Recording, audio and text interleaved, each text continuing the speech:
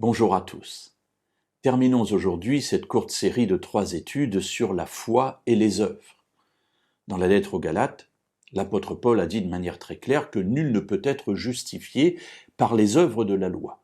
Pour une raison simple, c'est que nous transgressons parfois la loi de Dieu et comme nous passons à côté de sa volonté, bien cela veut dire que nous péchons en langage biblique et donc que nous sommes perdus.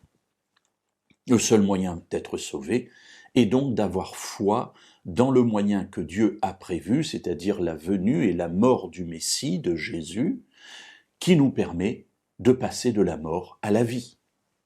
Et puis, nous avions vu hier la lettre de Jacques, où Jacques nous disait dans son 2e chapitre et au verset 18, « Quelqu'un dira, toi tu as la foi, moi j'ai les œuvres. » C'est-à-dire qu'on peut être sauvé des deux manières. Toi tu crois, tant mieux, c'est très bien, mais moi je pratique la loi de Dieu, donc c'est très bien aussi. Puis l'apôtre Jacques dit, ben non, ça va pas, on peut pas avoir cette chose-là. En tout cas, Paul le dit non, de manière très claire.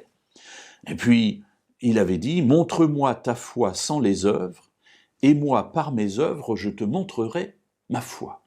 Et Jacques semble dire que les deux sont liés, que les deux sont même intimement liés et qu'on ne peut les séparer. Et on avait terminé cette réflexion en disant, mais est-ce qu'on peut le démontrer autrement? L'apôtre Jacques, au verset 19, le dira lui-même. « Tu crois, dit-il, qu'il y a un seul Dieu? Tu fais bien.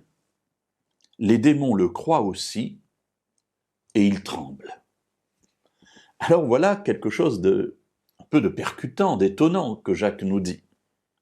Croire, c'est bien, mais les démons croient aussi. Eux aussi ont la foi. Mais ils tremblent. Et ainsi, ce tremblement des démons devant Dieu, Jacques l'associe à un manque d'œuvre. Alors c'est là où il nous faut comprendre cela. Luther pensait il parlait de l'épître de Jacques comme étant une épître de paille, c'est-à-dire de moindre valeur face à la lettre aux Romains qui, elle, contient les fondements de la justification que Dieu nous fait par la foi. Et pourtant, Jacques est dans la Bible. Alors que veut-il dire ici? Bien, en fait, Jacques s'élève contre ceux qui, à son époque, disaient « Eh bien, nous croyons dans le salut en Dieu, nous croyons en Dieu, et cela suffit.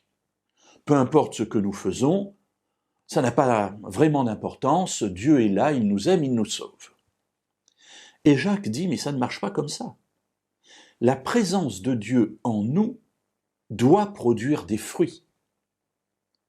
Ces fruits ne sont pas là pour être sauvés, mais ces fruits sont là pour témoigner de ce que la foi qui est en nous est réellement une foi qui sauve.